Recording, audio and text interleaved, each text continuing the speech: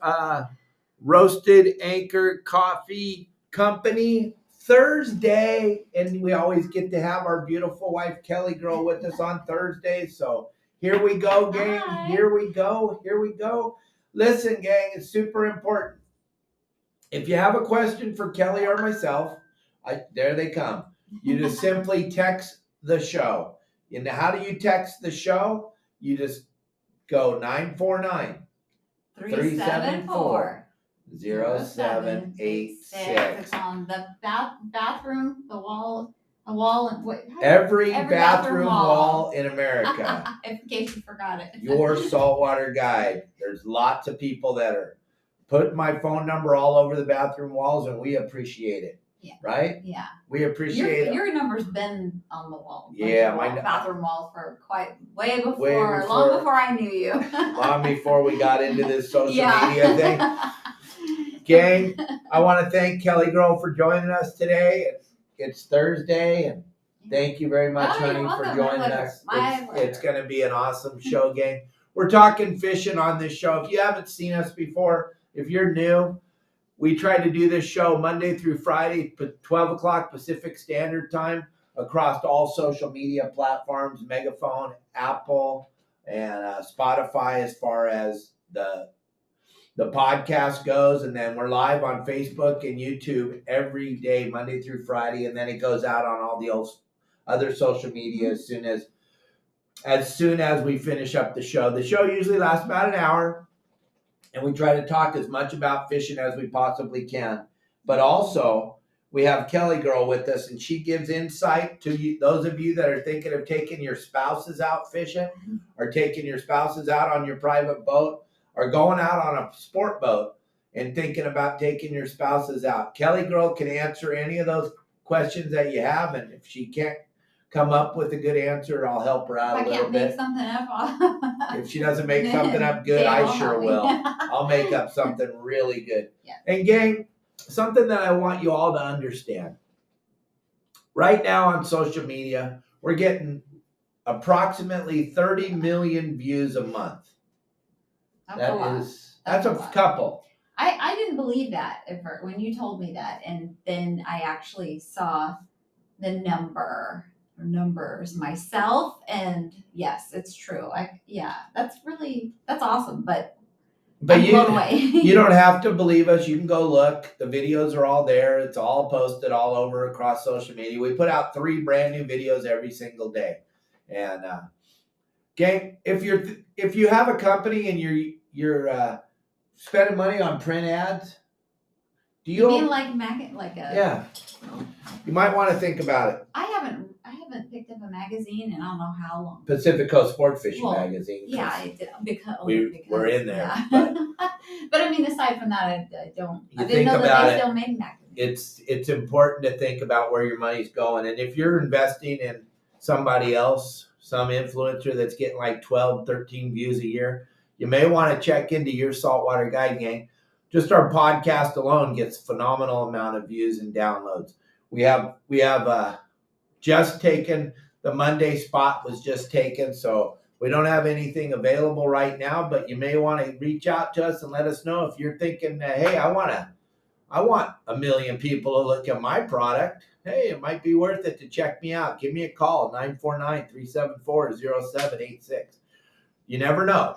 There might be an opening. You never know. But we're helping out Roasted Anchor Coffee Company all the time. They're selling plenty of coffee. Gang, we'll put their QR code up in just a second here on...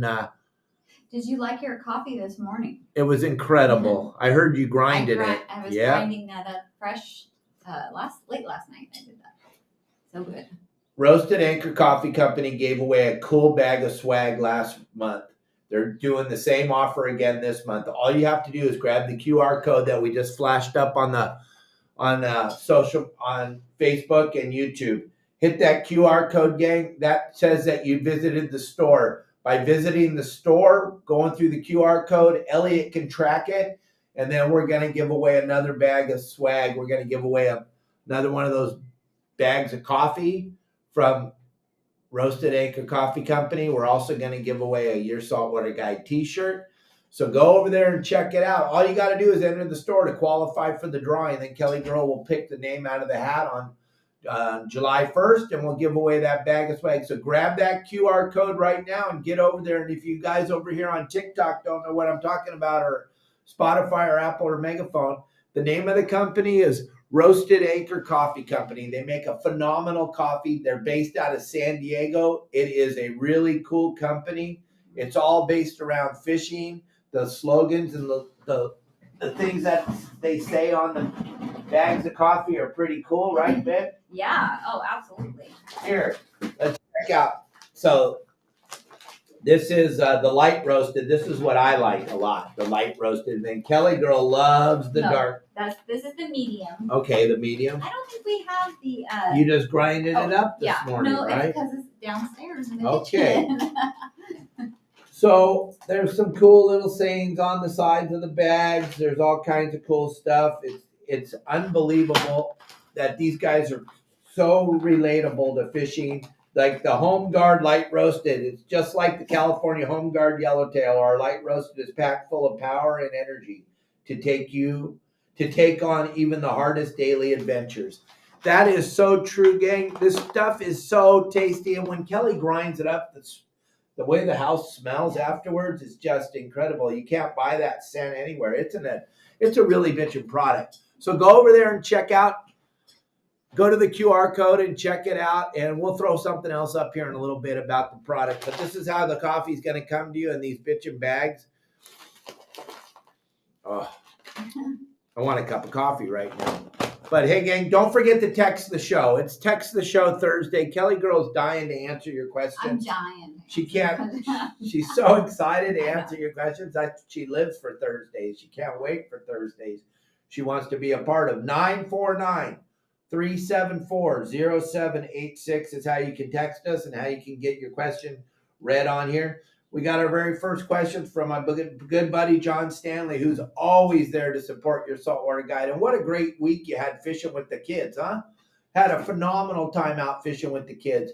He posted up on the community section. You can't believe the pictures of the fish. And then his wife caught that beautiful sheephead. And he wants to know, when he brought up the sheephead and he was looking at it, there were these little like bugs crawling all around it. Those things are actually keeping that fish clean. These are a little bug. I don't know the exact name of them. They do not hurt the fish in any way, shape, or form, but they're keeping the fish clean. They're constantly roaming all over the fish, eating all the garbage off the protective slime and keeping that fish fresh and keeping them healthy.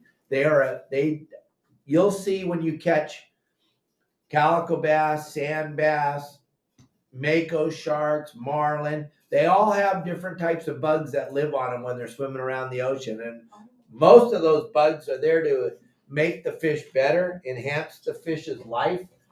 Marley, you got to quit throwing these lines at us, buddy. What's Marley, gang? If you haven't seen our shows before, Marley is the smallest monkey in the world. He is a marmoset monkey. He stands 8.5 inches tall, full grown. This guy's a little over a year old. He's right there. He's our baby monkey. He's right there. Hi, he loves his mommy a lot. He's just watching her, make sure that she's doing a good job on the show and answering all the questions. But those little bugs, John, are nothing to be worried about, all right? But you're going to see them, now that you noticed them on the sheephead, you're going to see them constantly on all the fish that you catch, especially if they're living down on the reefs. On the bottom, the more that they live on the reefs, the more you're gonna see.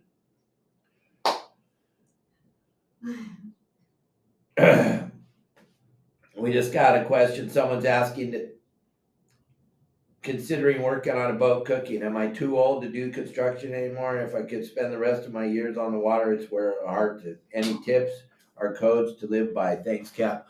If you're gonna work on a boat, if you're gonna do that for a living, let me just tell you something right now. You're going to work a phenomenal amount of hours, okay? And if you think you get a break every 2 hours for 15 minutes, that's out the window. If you think you're going to get overtime or double time, if you have to work more than 8 hours, that's out the window. It's a grind. It's great. I loved it. I did it for 40-something years. I had a ball. It was a phenomenal lifestyle. I really enjoyed it a lot, but it is a phenomenal amount of hours. And if you're the cook on the boat, let me just explain something to you. You have to have, of all the people that are working on the boat, the cook has to have the very best attitude of everybody. Because the cook, you're going to start your day at 4:00 in the morning. You're going to be cooking your potatoes and your bacon, and you're going to be making the coffee. And people are going to be getting up, and they're going to be right up in your face. They're excited. It's their day to go fishing. They don't care that you just worked 60 some hours in the last 4 days. That's not their concern. They're excited. They're happy. They're fired up. They're out fishing, and they want their coffee. They want their potatoes. They want their eggs cooked that way. And you have to understand, you're the front line on the boat. You used to be a cook. I was a very, very good cook. What was your favorite thing that you would cook?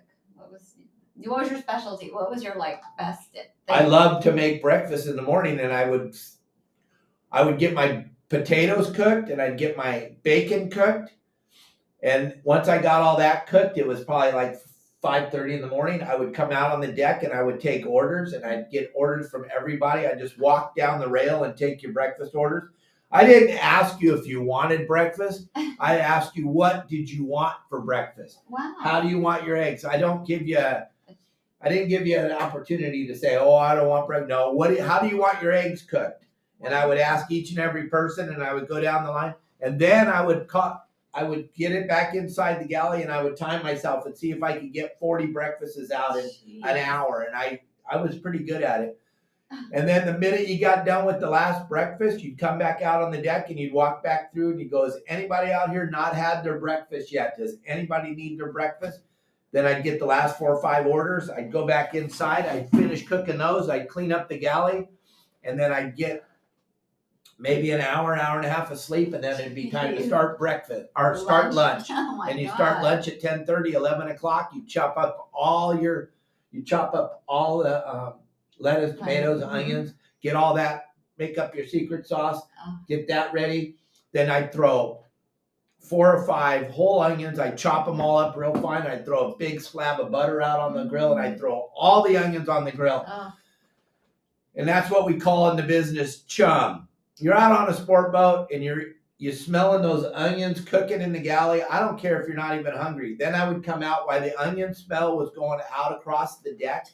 I would come out with my order form, and I'd go, how do you want your burger cooked? How do you want your burger cooked? What do you want on your burger? Wow. And I wouldn't ask you if you wanted a burger. I'd ask you how you wanted it cooked. And I would go down the whole boat, because in the industry, all the money on the sport boat's made in the galley. And I knew that because I'd been in the industry my whole life. So I knew how to run a galley, and I knew how to do it well. And I knew that we were the front line with the people, and you can make or break your trip just by the food alone, because fish are an added extra bonus. It's all about service, and it's all about entertainment. Mm-hmm. Then I would go inside and I'd start cooking burgers. Oh, because there's nothing like a sport boat burger. I don't care. You can take all the same ingredients home and cook them, and it just does not taste. Do you remember the first time I had a burger from a sport boat?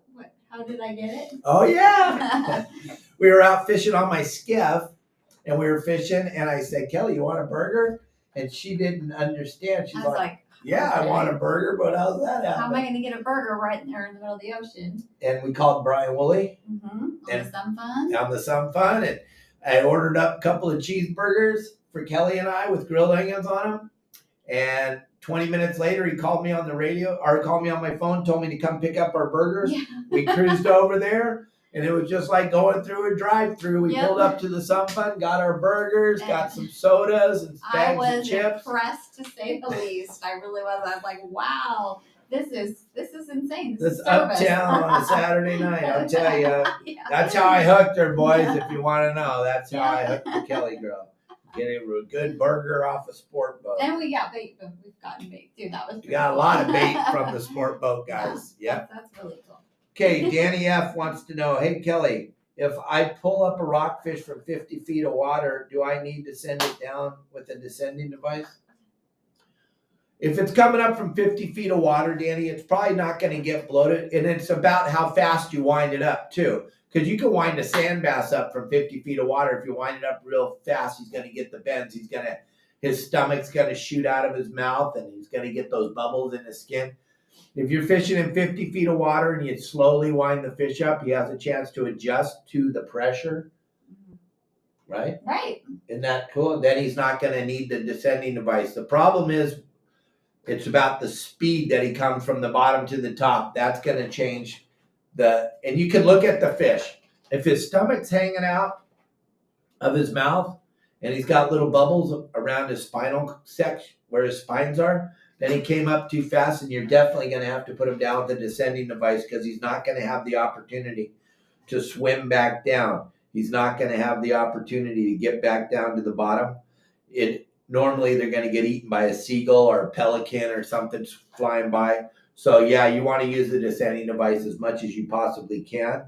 And then, gang, we need your questions. Not too many people are. What are we going to do for them to get their questions in? What do you want to give them? I don't know. I don't know. Jeez. Do you want to give them a shirt? A shirt. Yeah, we can give them a shirt. If you guys send in your questions, we're KellyGirl, and today we'll make sure we don't forget to let you know who won the shirt. So KellyGirl will pick one person, but if you don't send in your questions, you're not going to get a shirt. And John and Danny, you already sent in a question, so you're not in the running. You have to send in another question. And John Stanley, right now the Grunion Run is tonight and tomorrow night, 10:20 to 12:20 tonight, and 10:45 to 12:45 tomorrow night. Tonight will probably be the very best night. Grunion Runs in San Diego, you're going to want to go. I'm not real familiar with the Grunion Runs in San Diego. What I am familiar with is Doheny Beach and Dana Point, and I'm also familiar with Salt Creek. Those two beaches are big, long, slope beaches, so it gives the Grunion a chance to come up on the beach. So, John, you're very familiar with San Diego. I would look for those beaches that have that long, sloping sand, not that great big wall of shore break where actually the Grunion have a chance to come up onto the beach and run. And tonight would be the very best night. And if you can't pull it off tonight, John, then the 21st, 22nd, 23rd, and 24th of March. And what we'll do. March? What do you mean March? God, what am I looking at? I don't know. Good morning. But if you haven't done it, it is so much fun for sure, isn't it? Going to get it is a blast. Oh my God, it's outrageous, but it's so fun. You do it at night and it's dark. And I was looking at the wrong dates. I apologize.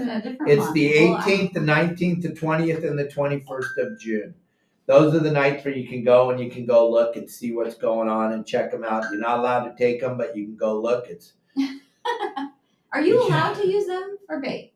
Is that a question I still don't know the answer to after all this time I've been with you? Can we talk? Can you say? It's only illegal if you get caught. Because we used to have a lot of Grunion in our freezer, and it's just like candy to the fish, right? Some fish, right? Yeah, it's probably. Oh, we're getting a lot of questions now that you're giving away a shirt. They're flying in, baby. They're flying in. That Grunion thing is an observation only in the month of June. I apologize from the bottom of my heart telling everybody last week on the show to go Grunion hunting and you can take them. Dan, it's next month. So don't take any Grunion. You're going to prison.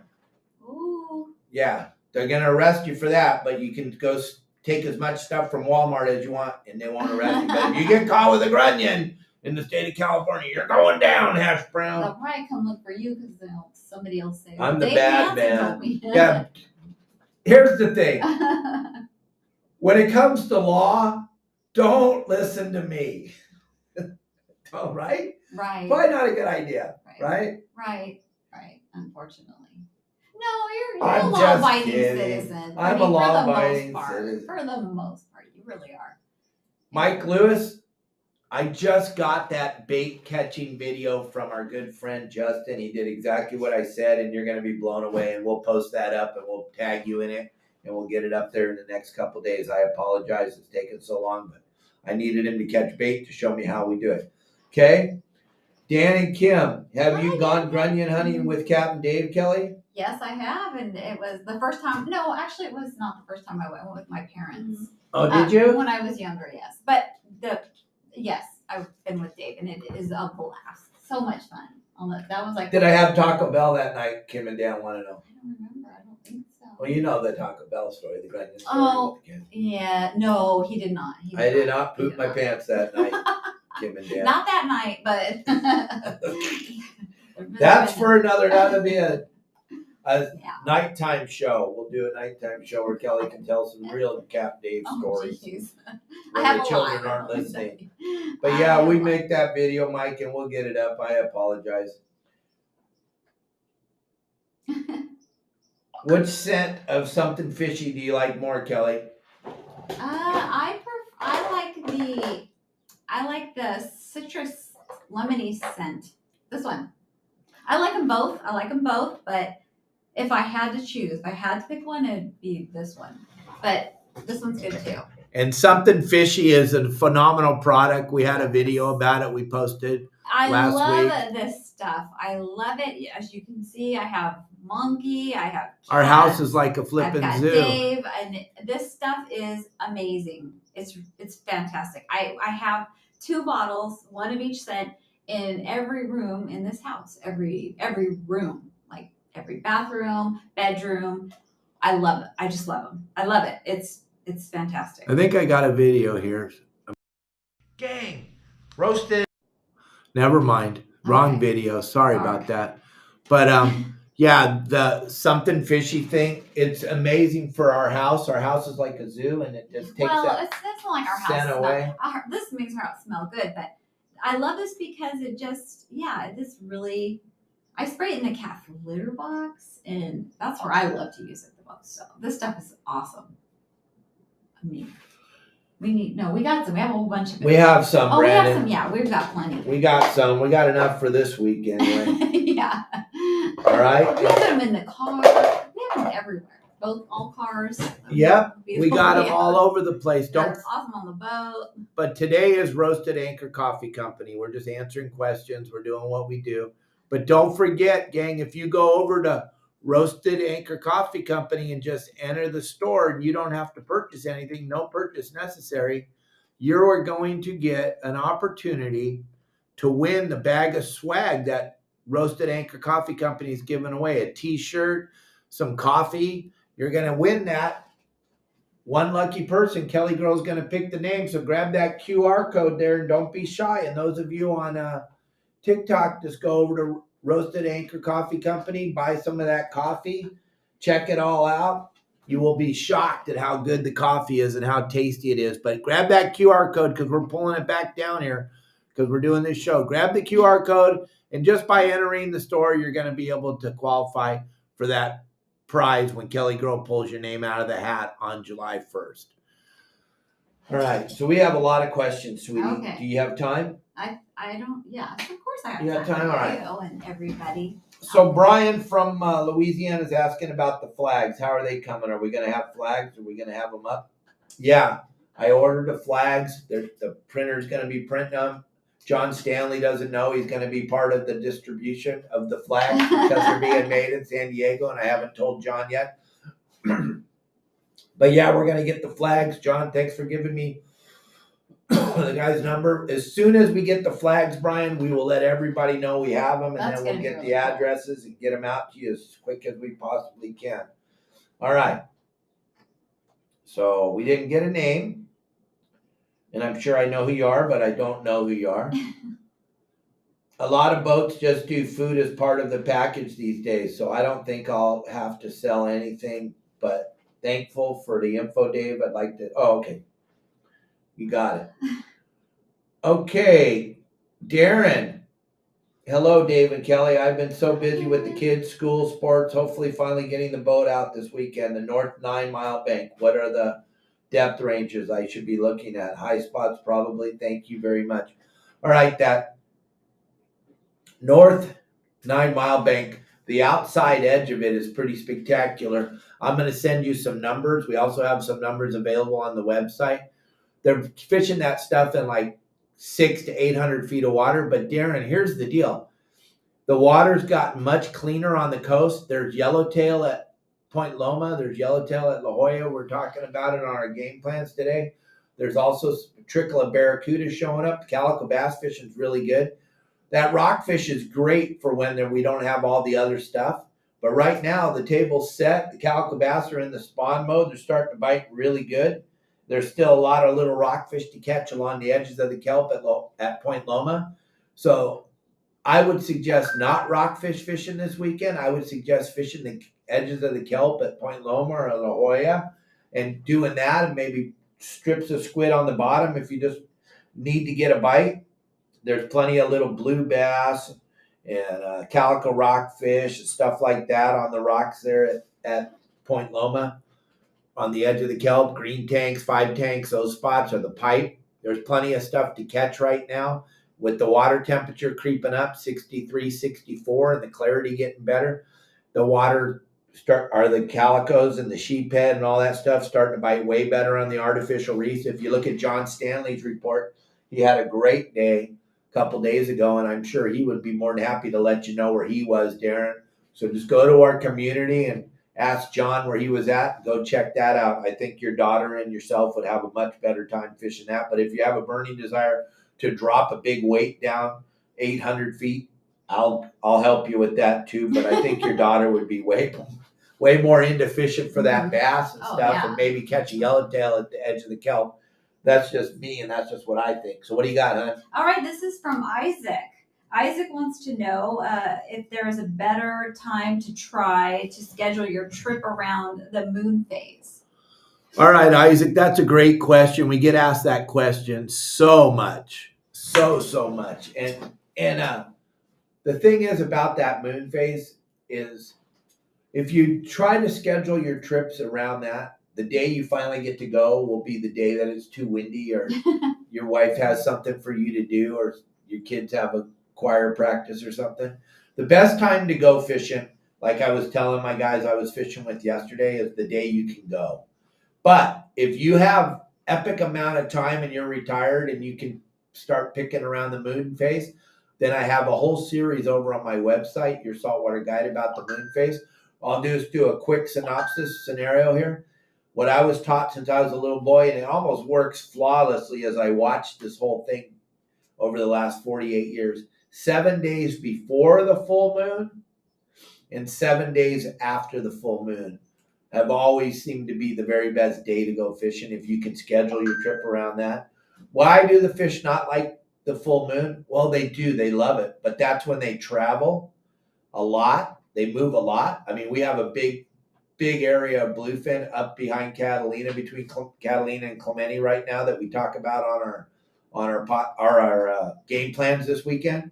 We had one of our members, Jim Buchanan, and his wife Lori. They hired Leo. They went out. They caught a 230-pound bluefin, and they caught 2 legal white sea bass on the guide trip that Leo went with them on. I just got all that information last night and this morning from Leo. They had a phenomenal trip, and Lori and Jim, they deserved a phenomenal trip. They've been members since the very beginning of the website, and they went out with Leo and had a really, really good time. And those pictures are up on the community section of our website if you want to go check them out and see. Go ahead. You guys are funny, super funny. Okay, somebody. Oh, this is Dan. Dan what is asking if I'd rather go shopping with my girlfriends or fishing with Dave. Definitely fishing with Dave, and because I don't like shopping with anyone, I like to go by myself. Right? Do I? I mean, I don't. That's just the thing. But I'd rather go fishing with Dave for sure. Than shopping with Dave, absolutely. Yeah, I'd rather go fishing than shopping. Gang, when we go to the store, I'm that guy that goes and sits in the car. Or he's the guy that's like right behind me. I'm not following me, just like hovering. Oh no. I'm a hoverer. I like to go. I would go to Costco, right? I want to go up and down every single aisle just to look. I mean, sometimes that's like the highlight of my day around here. But it's because Kelly lives in a really poopy place, Cabo San Lucas. The scenery's horrendous. We have a lot of stuff going on with the ocean's horrendous. The animals take a lot of time. But anyway, so I'd rather go fishing with Dave. hands down. Thank you. Hands Wow. down, I'm going to hold her to hands that down. one, Dan. I'm going to hold her down to that one. Okay, let's see. Hold on this one. Wait. Okay, I'll let you read this one from Tim Ogilvy. I exercised my through-hole valves today like you suggested. I noticed sometimes my bait tank live well won't pump water until the boat rocks around a bit. Is it an airlock or is this a common thing? Here's what I do with my bait line, Tim. Disconnect the line from the seacock or the through-hole valve. Disconnect the line from there, open and close the gate valve and see what the flow looks like.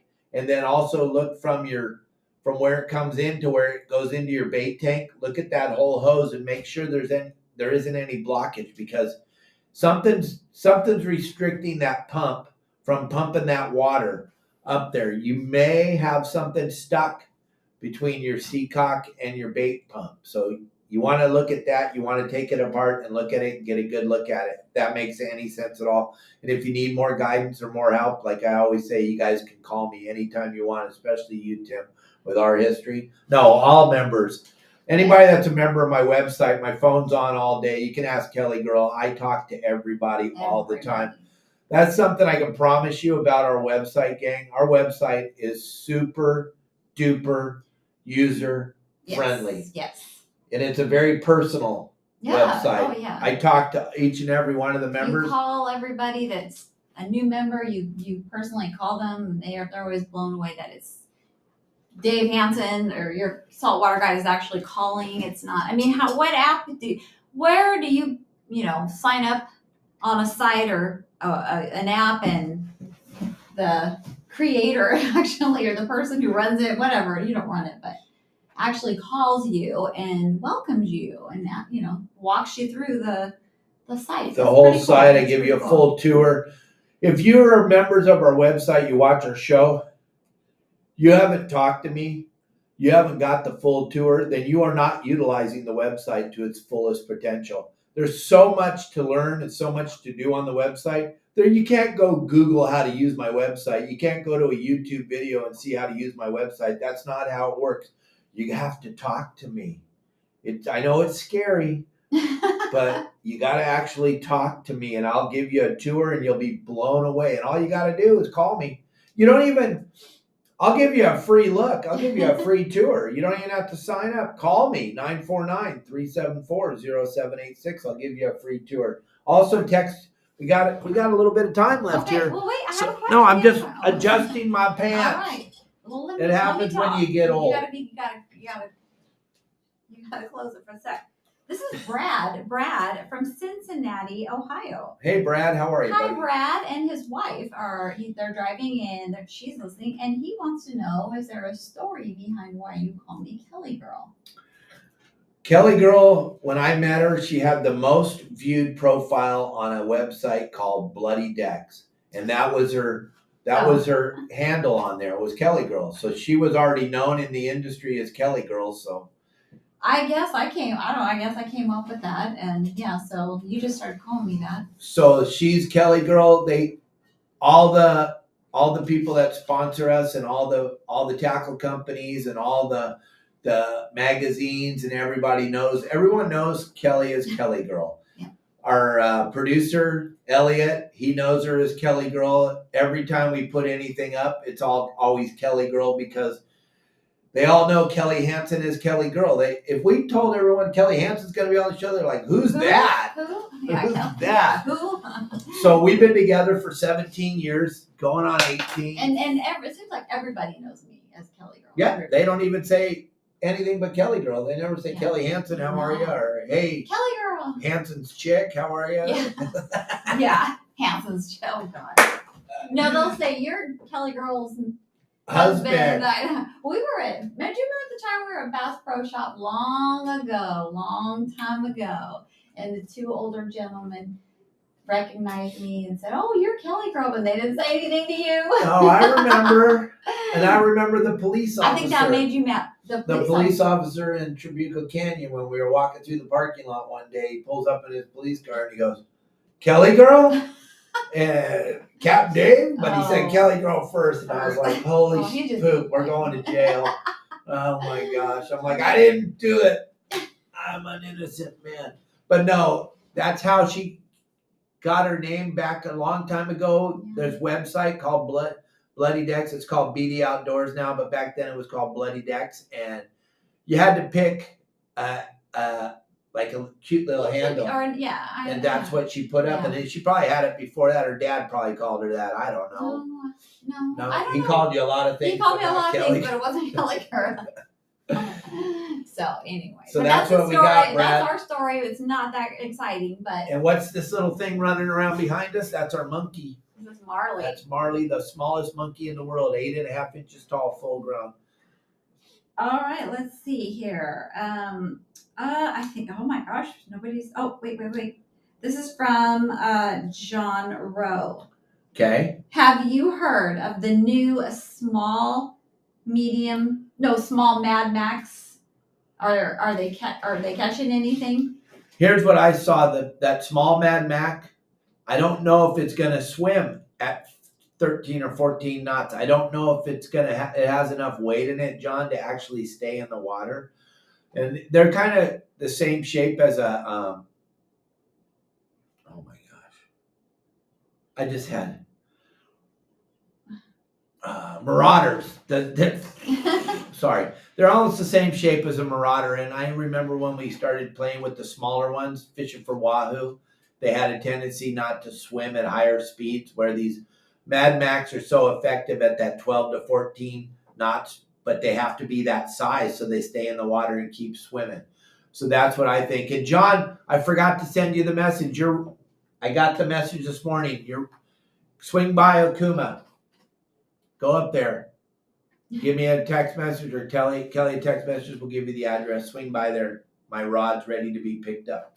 All right. Okay. Gang, also, a lot of you are leaving questions on YouTube and Facebook. We can't answer them. I can't answer those questions. You have to text them to me. I want to answer your questions. We got like 30 of them over there on the side of the computer. I would love to answer all of them, but you just got to text them to us at 949-374-0786. Don't be afraid to let us have your phone number, gang. KellyGirl will not be calling. I know she likes to call everybody, but she won't be calling you, so don't worry. All right. Here is this is from John Stanley. All right, John. No, this is not John Stanley. Okay, John. No, I'm Bye, sorry. John. I made a boo-boo. I make a mistake. It's not from Do you John want the Stanley. glasses? I can't. I'm like this. I am. There you old. go. This is from it. It is from John Stanley. Now let it close All my eye. right. My one eye I can see it. Put on the John glasses. Stanley. It'll be more fun for All everybody. right, let me read this. He wants to know. He says, "I'm sure you've had many great experiences on the water. What was the worst experience you've had that you absolutely won't put up with again?" Well, I don't know that I could pick just one. No, I'm just kidding. I don't like to be. Well, I got super duper seasick on the freelance. On the 4th of July. On the 4th of July. And we were on a twilight trip. Well, it was a trip. It was Twilight Fireworks Show. Everybody when Dave was running the boat, everybody wanted to come up to the wheelhouse and talk to Dave. And it was real rough. It was awful weather. And I got so sick, and Dave had to tell everybody to get out of the wheelhouse because I was going to get sick, and I did. As soon as the last person was out of the wheelhouse, Dave handed me a little waste basket, and I just threw up. And after that, it took me a while to get my sea legs. I mean, I would just step on a dock and I wanted to barf. That was horrible. That was really bad. I didn't like that. So yeah, but I mean, you have to, keep going out on the water to get used to it. But that first time I got seasick was awful. And plus just, I was with all these people, so that was it. That was it. Mine are always weather related. My worst experiences were always weather related. But back to what Kelly was talking about on the freelance. When I ran sport boats, I was a weirdo. I was the weirdest captain you've ever seen. I invited everyone to come up in the wheelhouse on every trip. My crew hated it because there was nowhere to go to hide up in the bridge on any boat I ran. I would invite every single passenger to come up to the wheelhouse and check it all out. That way I could explain to you what we're doing and how we're doing it. And I would take the power away of the people down there on the deck complaining that the captain doesn't know what he's doing, or he won't take us to where we want to go, or he won't show us what we want to do. I tell him in the announcement on the way out of the harbor, I would say this, and I know you know that I would say this because you listen to me enough on these podcasts. This is how I would say it. I'd give my safety speech, and then right afterwards I'd go, okay, gang, I haven't been out on the water since yesterday, so I'm sure a lot of you know way more about what we should be doing than I do. So feel free to come on up in the bridge and let me know where we should go and what we should do and how we should do it, because I'm sure you've been out way more than I have. Like I said before, I haven't been out since yesterday. So come on up and let me know where we should go and what we should do. And those of you that caught fish on your little boat last year with you and your buddy, I need to know what you did and where you were at, because I only got 90 people on the boat today, but I definitely want to know where you and your buddy caught fish. I would do that every trip. And then it takes all the power away and it brings humor into it. And then come on up in the wheelhouse and enjoy yourself and see what we're doing and look at all the electronics, and I can explain it all to you. I'm a weirdo. So that's what I would do. Yes, he is. And I'd get in trouble by the owners sometimes. You have a bunch of people in the wheelhouse yesterday? Absolutely. It's not against the law. There's not a Coast Guard. It's not against the law. All right. All right. I'm not sure who this is from. There's no name, but this person would like to know what the best color iron for yo-yo yellowtail fishing off the Coronado Islands is, and are treble hooks good or better to switch out for single hooks? All right. I like to use the treble hooks fishing those yellowtail. I like the treble hooks. It's much better hook set for me. Like I always say, gang, and I know there's a lot of you on here that are going to argue with me all the time. That you have at it, but I only can tell you how I like to do things. And fishing for a living for 48 years, this is how I like to do it. I like the treble hook. I don't like to switch the hook out to a single side hook when I'm yo-yo fishing on the iron, because what's going to happen is that fish 90% of the time is going to come up and grab it in the middle. We call it dog boning, and if you keep winding and you don't swing, you're going to drive those 3 treble hooks right into the side of that yellowtail's mouth. That's a way better hook set than if you have a big single side hook. When he comes up and he grabs that thing as a dog bone, and that single side hook swinging back and forth, and you wind, it'll go right by his face and he won't have a tendency to get hooked. That's why treble hook. And then the colors, you always have to have a blue and white. There is very, very few people on the planet that are going to tell you blue and white isn't the hot dope. Blue and white, green and yellow, and then whatever you want after that. Then it's just a preference of the fisherman. It has nothing to do with the fish. Blue and white or green and yellow, those are the 2 go-to yo-yo irons. Those are it. And then everything else after that is just, they're designed to catch fishermen. When they start throwing all the different colors on there, they catch a lot of fishermen with those. But I'm not yo-yoing without a blue and white or a green and yellow ever. And if the guy next to me gets bit 3 times on the red and white, then I might ask, maybe I should change to the red and white. But I guarantee you, it's how you present your lure. It's how you wind. It's how you present it that's going to get you the bite more than the color. All right. Thanks. Thank you so much for asking that question. This is from Joe, and he wants to know how the yellowtail bite is looking, and are they getting bigger? All right. That's a great question. I was looking at some posts from some of the long range boats over on Facebook, and they're starting to show some 20-pound plus yellowtail coming off the patties down below. And then the fish at San Clemente Island are that bigger grade to the smaller grade. There's fish from 5 pounds up to 25 pounds.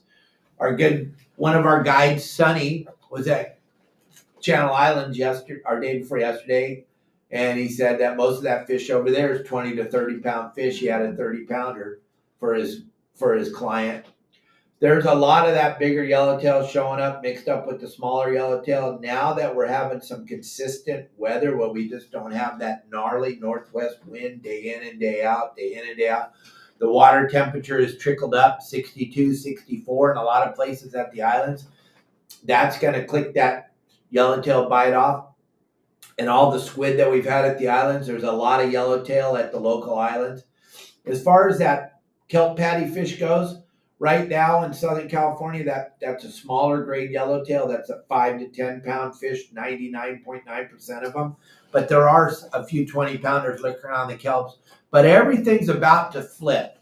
This moon phase that we're going into right now is the moon phase that's going to click us into the season. You watch. Mark my words, you're watching the show right now.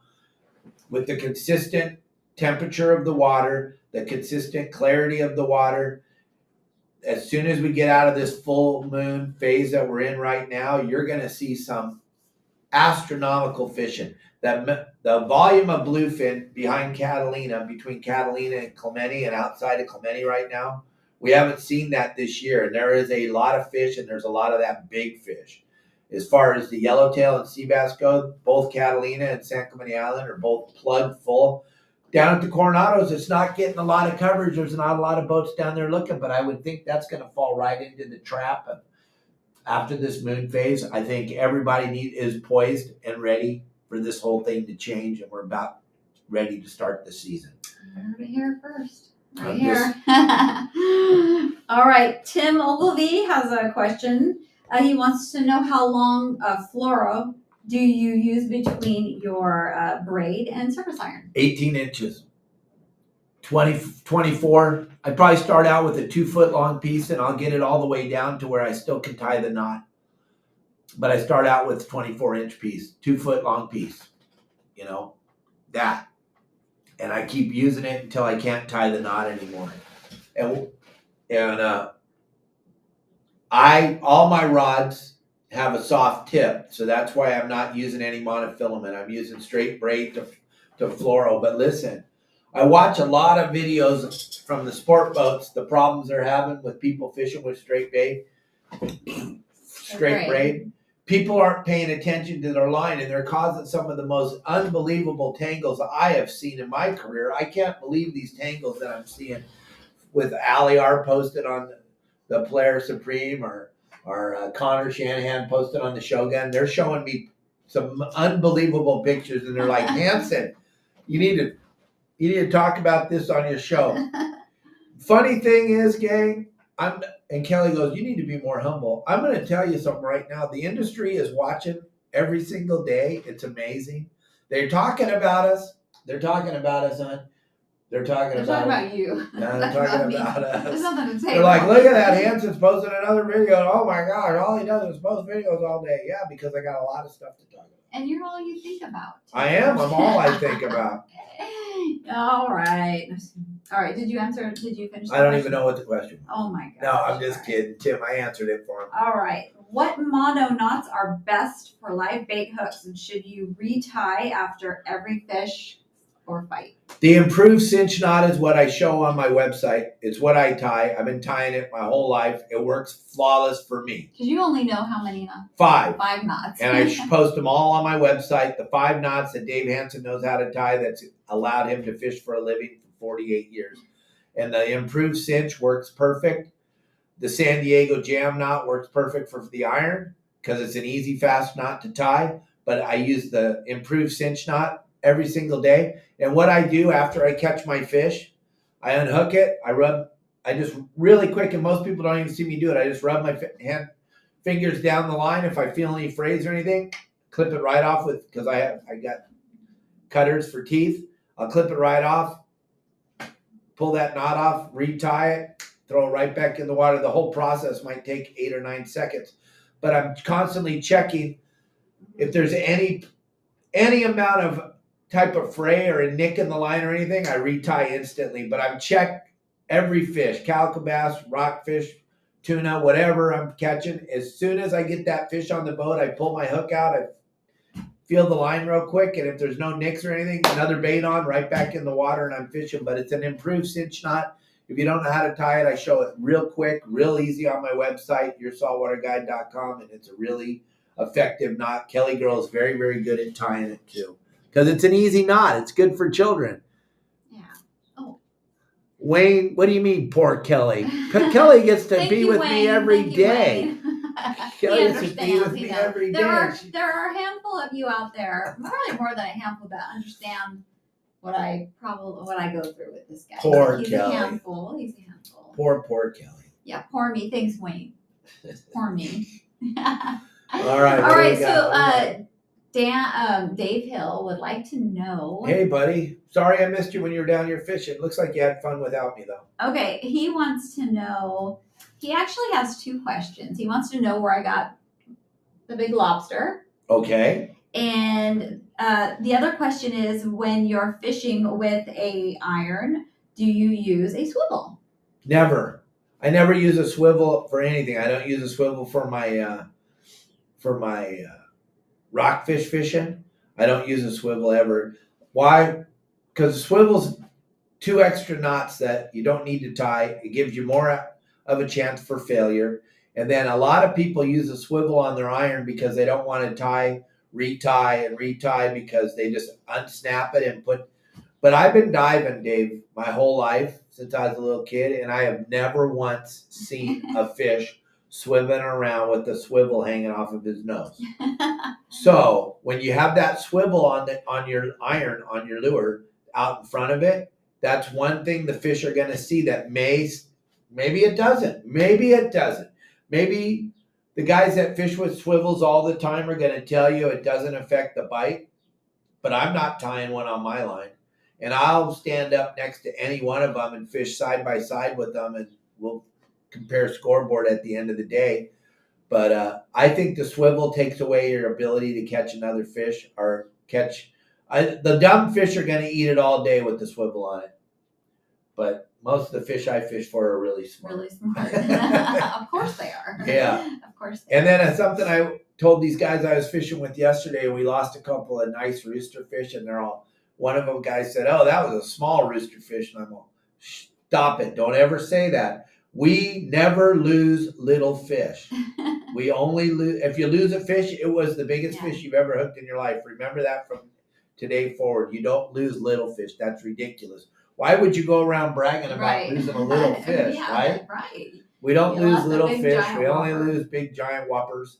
And I hear more questions coming in. It's full speed, baby. They heard you're going to give away your saltwater guide. And Mike Lewis, KellyGirl is going to ship that shirt to you eventually. She's just hanging on, I forgot. Waiting. I'm just waiting. She's just waiting. You know. Good things take. I'm waiting. Maybe you want a long sleeve or short. I'm just kidding. I don't know. I don't have an answer why I'm waiting, and I'm really sorry though. But I'll do that today. As soon as we're done here, I promise I will. After she makes my lunch. Yeah, right. Okay, let's see. This is from Nicholas, and he's asking, do you have a good explanation why there have been so many big bluefin tuna off Southern California the last few years? Could it all end quickly if water conditions change? Yeah, I think it's a cycle. It's a cyclical event. But then I also think in my heart that if it didn't switch after this winter, if they didn't leave, I think they're going to be here for a very, very long time, gang. You couldn't have taken the Etch-a-Sketch and shook it any harder. And if you don't know what an Etch-a-Sketch is, it's because you're young. But the higher power, whatever you choose to call it, he shook this ocean up pretty good this winter. I don't think you're going to see a better shakeup, a better weather change, a better current change than we saw this winter. And the fish are right back here. Yeah, they didn't just start biting right away in the end of April, beginning of May, like they have the last few years, but they're here now. They're putting on a heck of a show. These big fish are starting to bite. And the superstars of fishing are going to start catching these big fish again, the Instagram fishermen, and the whole world's going to go back to being good, and everything's going to be okay because the internet fishermen are going to start catching these bluefin, and it's going to be really, really good, and everyone's going to be really, really happy because all of a sudden the really, really big fish are biting. But I don't think they're leaving. I just think we got proved that history is out the window. The whole world, the whole ocean's broken, and this bluefin's here to stay. I don't think it's going anywhere. People go, when the water gets cold, they're going to leave. Well, they didn't. When the water gets hot, they're going to leave. Well, it didn't. Look at last year. That Dorado, we were catching Dorado full speed, 81, 82 degree water, and we were catching bluefin. There's no rhyme or reason for why they're here. You can throw all the history books away. You can throw all the weather patterns away. None of it matters. They're not going anywhere. They're here to stay. I don't think it's all going to go away one day. All right. Sorry. Good. Mike Lewis, no, it wasn't the porch pirates, but I was going to text you and ask you, oh, did you get your shirt yet? have you received it yet? And blame it on the postal service, but no, it's my fault. I did not send it, and I will do it today. Kirsten Rowe would like to know. Hi, Kirsten wants to know what is your favorite way to cook calico? Oh. Then tacos, right? I make the most killerest fish tacos. But how do you prepare it? I got this recipe from an old time friend that's no longer with us, but here's what him and his wife would do.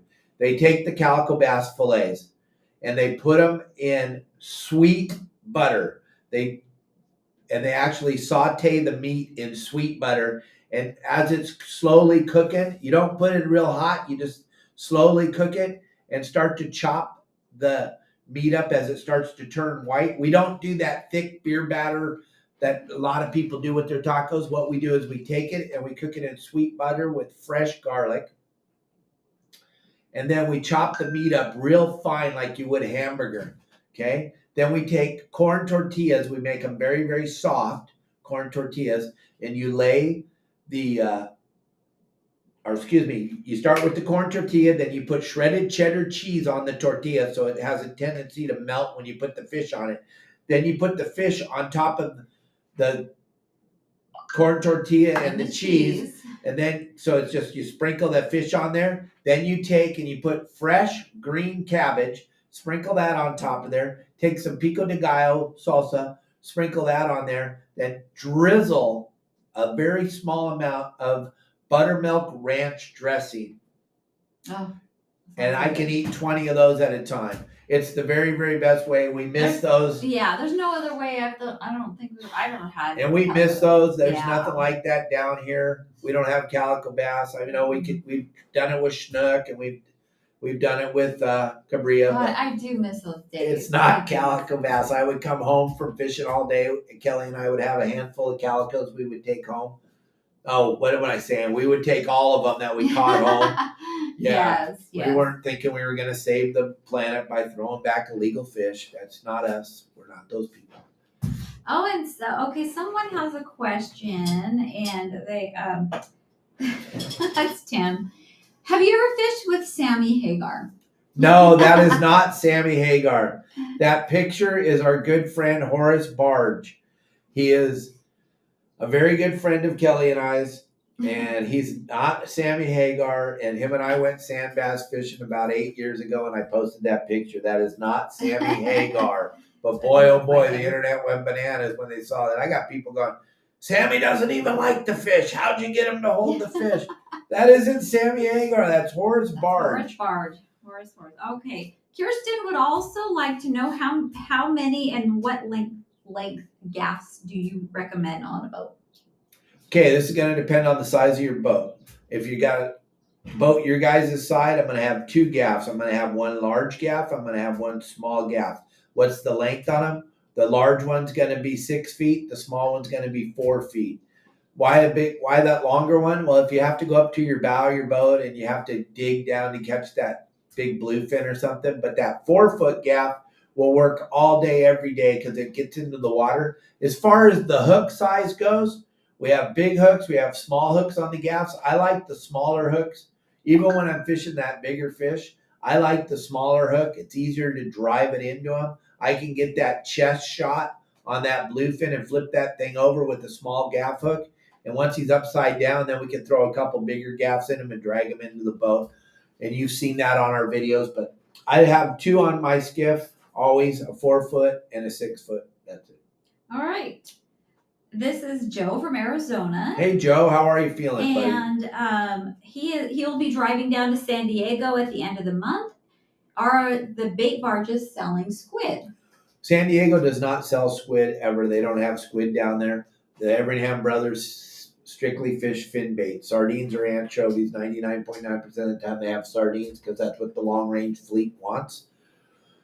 So the chance of buying squid in San Diego is pretty much not happening. No one down there sells squid. They don't sell it at the bait barges. That's a Long Beach, LA Harbor, Catalina thing. Bummer for San Diego guys, right? It has been that way forever, though.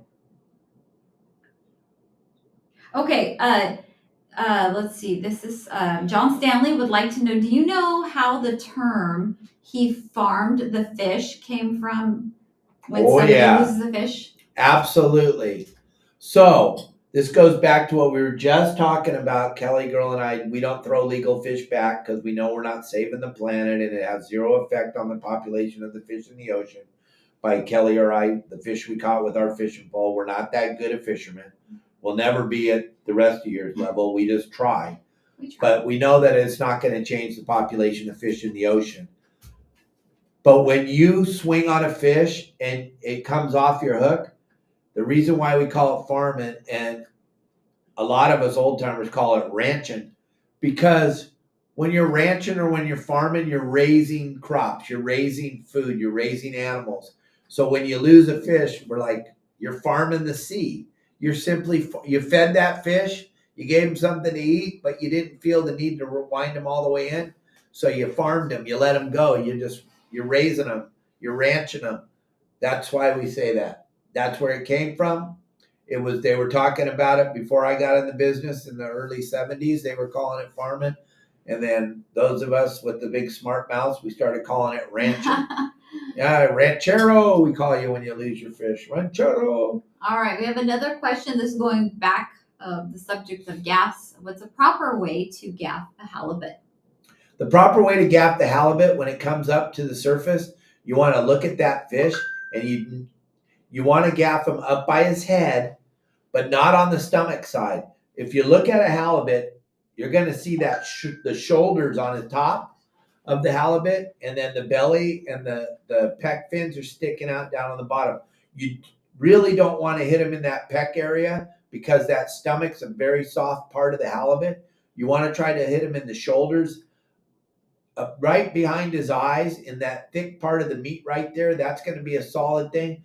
When you gaff a halibut, though, it's got to be one smooth movement. You have to hit him with the gaff and come right on the boat at the same time, because the minute that fish feels that gaff, he is going to turn into a lunatic. He is going to go absolutely bananas. He's going to flop up in the air. He's going to fly off the gaff. I see so many people walk up and just nonchalantly gaff it, and then they don't bring it on the boat right away, and he flies out of he hits that. When you hit him with the gaff, his whole body undulates and he pops right off the gaff, and then he takes off again. So you have to be, when you gaff a halibut, you have to be ready to put it on the boat at the same time you hit it with the gaff. There's no hesitation. And then throw him on the boat and get out of the way, because he's going to go bananas. All right. Okay, we have one last question. Really? Yeah, we have one last question. We're already an hour and 2 minutes into the show. Here we go. So, I told KellyGirl I'd only take an hour over time. She has a lot of this. So much. She has a lot of house to clean. I do. No, I don't. Well, then that's kind of along the lines of, what are the pros? Someone wants to know, what are the pros and cons of living in Cabo San Lucas? Okay, the pro, zero crime. Yeah. Zero. If you don't crime. if you're not into trouble, you're not a drug dealer, you're not looking for drugs, and then you're good, which we are not. We don't drink, we don't do, so we're not looking for that. But if you are, then you're probably going to get into some trouble. There'll probably be some crime. But it doesn't matter where you are, you're going to find that. Yeah. I don't care if you're in Chicago or LA or wherever. Right. If you're cruising around like a drunken idiot, mm-hmm. or you come down here trying to sling drugs, you're going to prison. Well, they don't send you to prison. The real cool thing about crime down here is if you commit crime, you just disappear. So that's why there's no crime. Yeah, it's true. People just disappear here. They don't have You're not going to court. You're not getting a lawyer. You're not going to do. Yeah, but there's no crime. Just in case you come down to here, our cars are in our driveway 24 hours all the time. Keys are in the car. Keys are in the car. We don't take them out because then we'll lose them. We don't lock our house. We don't even know where the key is to the house. We don't even, we don't. We don't even know our address here. Isn't that funny? We don't, there's no mail. There's no mail. Yeah. That's a cool thing. Think about that. We don't go to the mailbox and get the mail because there is no mail. Okay, let's see. What else? What other pros? How do we pay our electric bill? Online. No, at OXXO. Oh yeah, you go to the liquor store or the liquor You store. go to the liquor store to pay your utility bill. Yeah. That's how it's done. There is no other way unless you. Well, I guess you could pay it online if you knew how to read Spanish. If you you can pay it online. But if you don't pay it online, you can pay it at the OXXO, which is like 7-Eleven down here. 7-Eleven. Another pro is the food here is great. It's so inexpensive. We could just go zip down the street and go to Taqueria and be amazing. Food's great. Beaches are great. What are some cons? Let's see. How much time do we have? No mail. No mail. No, there's some cons. They're quite. Okay, you tell them your cons because I think this is the greatest place I've ever lived. No, it's nice how a lot of people think, oh, you live in Cabo, how awesome, but it's because they're probably thinking of the time they came here and stayed at a 5-star resort and didn't even leave the resort. So yeah, Cabo's cool, but we live here. We have to go grocery shopping here. The shopping is the biggest negative, I would say, for me anyway. I can't just go to Sephora, Target, or my mom. It's so funny. My mom will tell me, or I'll say, "Mom, I'm not feeling good. I have a headache or whatever." And she'll go, "Oh, well, just go down to CVS." And I'm like, Mom, we don't have CVS. Oh, you don't? What about Rite Aid? No, we don't have a Rite Aid. So there's those stores that I miss. I have to do Amazon a lot, which is hit or miss here in Mexico. Sometimes you get your stuff, sometimes you don't. I don't know. It's really hot here. It gets really, really, really hot here and humid. So if you're not into that, you won't like it here, huh? Yeah, it does get really hot, but you know what's really cool? We have air conditioning. Yeah. And we have the ocean. Yep. Right down the street. Mm-hmm. We have the Sea of Cortez. The water right now is 84 degrees. Yeah. We have a beautiful home. It's a home. Yes. Oh yeah, we have a house. We have 3-bedroom house. We pay $1,850 a month. They've asked for the pros. Yeah. And the crime thing is probably the number one. I'm not taking anything away from the city you live in, but we don't have a phenomenal amount of homeless people. We don't have any. There's like one person I've seen homeless around here. We don't have any graffiti. Driving is a con here. Driving, the way people drive here, and I love Mexico. I mean, I do love Mexico, but the way driving is it's like the Wild West. You just kind of gotta. There doesn't seem to be any laws, huh? You get out there and just do it. You just go. You just got to be aggressive, and you can't be afraid. And yeah. And the police down here, it's not like the movies. They're not here to hassle you. They're not here to bug you. If you get pulled over, if you didn't do anything wrong, stand your ground. Talk to them. And don't give them your driver's license. Ever. Not even for fun. They're going to ask you for it. Don't. You can see it. Yeah, you can hold it up and show it to them. That's all. It's not a requirement by law to hand them your driver's license like it is in the United States. And then if you do hand them it, you're going to have to buy it back. But then again, what are they going to do with your driver's license? Nothing here. But don't give them your driver's license. Right. And then and always just take the ticket. Just say, you know what, go ahead and give me the ticket. I will go. And then you go down to, where do they go to pay it? I don't know, but just take the ticket. It's better. You'll get off cheaper than paying. But you feel pretty safe driving around here, right? Oh yeah. Besides the way they drive. No, but I'm used to it now, though. It's kind of fun now. It's like, especially now that I have this truck. But yeah, I'm so comfortable driving here. I know in the beginning I didn't go anywhere. I would not go. It was a big deal for me to go to Walmart down the street. That was scary. But now I'll go. I'm pretty comfortable driving. All right. Bill wants to know, Dave, did you start fishing or diving? Bill, I've been in the sport fishing industry since I was born. I was born in the sport fishing industry. My father's been a sport fishing boat captain and a sport fishing advocate since 1947. Dana Point Harbor, they just what did they do? They named it after my They father. dedicated It to my father. You're Don Hansen. We have a big long lineal of sport fishing in our family, and Don Hansen, that's my father. If you Google Donald K. Hansen, you would go, oh, okay. He's the reason why you get to fish for what you get to fish for wherever you live in the United States of America. He was a huge politician. He traveled all over the world, set limits for the United States of America for all the different fish, or yellowfin tuna, or red drum, all that stuff. He was very, very, very dedicated to the fishermen in the United States of America. So I was born in the fishing thing, and then I got into the diving thing because I just wanted to see what it looked like under the water where we were catching all the fish. Do you have tourist bugs? You guys, do the tourists bug you guys over there? No, not even a little bit. No. That we try to help everybody. Whenever Yeah. we see people that look like they're struggling or they're not. Or in the figuring it store, like in the grocery store, I get, if someone's trying to, because in the grocery stores here, it's kind of different, they don't have everything that you have or we had back in the United States.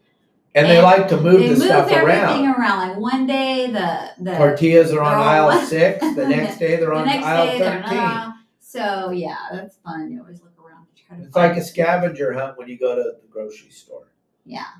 But really, as far as cons, there's not a lot. Kelly can't go to the makeup store. She can't go to Sephora. She can't go to Ulta. But yeah, she's got a good life, I think. The one big problem right here is everybody, after what happened 3 years ago, everybody's decided that they can live here. And so it's very crowded here. It's very, very crowded here. And everywhere that there's a piece of dirt, they're building on. Yeah. So it's very dusty, like super duper dusty. Like there's construction going on everywhere, right outside our door. Almost right outside our door, and right outside the house. There's construction everywhere here. Yeah, there's dust, dirt. Our house gets so dirty. If you came down here, you would be blown away. Yeah, it's crazy. The amount of building going on down here, the amount of stuff going on, the amount of people buying property in Mexico right now is just absolutely mind-boggling. It is crazy how many people have moved here. Yeah. And the traffic is crazy. The traffic is getting crazy, yeah. Because there's really no infrastructure, there's no freeways or nothing. But the town isn't that big. I mean, we complain about the traffic, but her and I haven't been on a freeway in 5 years, so we really got nothing to complain about. Yeah, there's not a lot. We have to create something to complain about, really. Yeah. No, it's not a lot of cons, a lot of pros for sure. Yeah, cost of living is like a third or maybe even less than a third of what it was in California. You get so much more. Like Kelly was saying, going out to dinner. Her and I can go out to dinner tonight at a nice restaurant, eat really, really, really good food, and it'll cost. We don't drink, so it'll cost us less than $20. Yeah. It'll cost us $20 with the tip. If we want to go to the high-end restaurants down in the marina, yeah, it's just like the prices in Newport. Yeah. But you go a block inland and it ain't. It's not. I have someone clean my house. I could have a housekeeper here, which is something that's I could do without because I love to clean, but I do have someone come in and it's very, very, very affordable, and that's a cool thing, kind of, Absolutely. But yeah, I like to clean, so I don't use her very often. But anyway. Yeah, we don't own the house here, Tim. There is no such thing as a 99-year lease. That was a big fantasy that was created by somebody that didn't want you to buy stuff in Mexico. There's never been a 99-year lease written down here in Mexico. There's some Ajito leases that were like 30 years old. There's like 3 99-year leases in the United States, a couple in Hawaii and one in Florida on some plantations. When is that? 99-year lease. No, the other one you said. The Ajito? Yeah. That's those are the native farmers that started out here, and they didn't want the gringos to come down here and take their property from them, so they set them up with these leases so people couldn't take their property. Kelly, could you ever live on a boat? No. I'm going to say no. It depends on what kind of boat it was and how big it was. If it was like a 65-foot Viking, sure, I could do that. Yeah, I could do that. If it was, you know, like ours, and we didn't have people come and go fishing and bother us. Yeah. I could. Think I about think I could. putting all your wardrobe away and all your makeup and everything to go fishing on your house. I don't think that- I mean, it just depends on the circumstances. Right. But yeah. Gang, KellyGirl and I are going to wrap this up. I'm going to throw this QR code up one more time for Roasted Anchor Coffee Company. I want you guys to, whoops, that's the wrong one. I want you guys to go over there. I want you to go and check out their products. I want you to get some of that coffee. But just by visiting the store, you're going to get a chance. Kelly's going to pull your name out of a hat on July 1st. You're going to get a chance to win a bag of coffee, win a t-shirt. It's going to be a cool little giveaway from sponsored by Roasted Anchor Coffee Company. The product, we use it. We drink it every single day. It's a phenomenal coffee. And the best thing is it's a family-owned business out of San Diego, California. We need to support the small businesses in America, gang. It's just the way it is. And so go check them out, please. Grab that QR code before we go. We're going to go in just a second. Grab the QR code. Make sure you go. If you're on Spotify or Apple or Megaphone or on TikTok, go to Roasted Anchor Coffee Company and check them out. And if you do buy a product, if you do buy some of their coffee, you get a discount by entering the code YSWG on your way out the door. The QR code is going to give you the discount already, but if you don't go through the QR code, put in on when they ask for your discount code YSWG. And I'm going to go and take care of sending out Mike Lewis's shirt. And then we have to give away. Wait, I am a little disappointed in you, Mike. I have to say. Uh-oh. Because you didn't notice. I totally did my hair different. It's totally different. It's dark. It's darker. I did it darker yesterday. No, but you didn't say anything. Mike Lewis, that's it. You're no longer. I went darker. The blonde is just too. Oh, he just sent you the size of his shirt. I know. Though. I saw that. I'll get it sent out. I'm gonna get up right now. I'm gonna take care of it. Okay. Well, who are you gonna give the shirt to? I think. How about oh my gosh, Joe from Arizona. Joe from Arizona, text message us your address and your shirt size. KellyGirl, right now, she's going to take the phone downstairs. She's going to send Mike Lewis his shirt, and she's going to send Joe his shirt right now. Joe, send us your... Oh, he wants to know if we have a spare room. The monkey. You'd have to sleep with Marley. So we do have we have a 3-bedroom home. And we have our room, and then we have Marley has his own room, and we do have a guest room. It's a guest room, and it's really cute. It's like pink, and it's girly, and we call it my closet room also, because that's where I hang up all my clothes and have all my shoes and all that fun stuff. But yeah, we do have a spare room. Yes, we do. So come see us. But send me your address and your shirt size, and so I can get a shirt out to you. Congratulations. All right, Joe. Everybody that helped us on the show today and sending your questions, thank you all very much. Everybody that downloaded that QR code, I cannot thank you enough. Go over there and check out Roasted Anchor Coffee Company. You will not be disappointed with the coffee. It's insane. It's awesome. Plus, it's a family-owned business in San Diego, California. We will be back with you live tomorrow with our good friend Mark Mills. If you've never listened to Mark before, if you don't know who he is, you're in store for one heck of a show. He's got more energy than I have, and he's Mr. Enthusiasm, and he's got an opportunity to fish all over the world. He's going to have great stories for us. He started his career working at Dana Horse Sport Fishing, a little family-owned business in Dana Point, California. We're going to talk to Mark tomorrow. It's going to be a great show. Don't miss it. 12 o'clock Pacific Standard Time tomorrow. KellyGirl and I just want to thank you all. Yes, thank you so much for watching and sending your questions and your comments. And we have a lot of fun. This is fun. This is a lot of fun. So thanks, guys, and have a great rest of your day.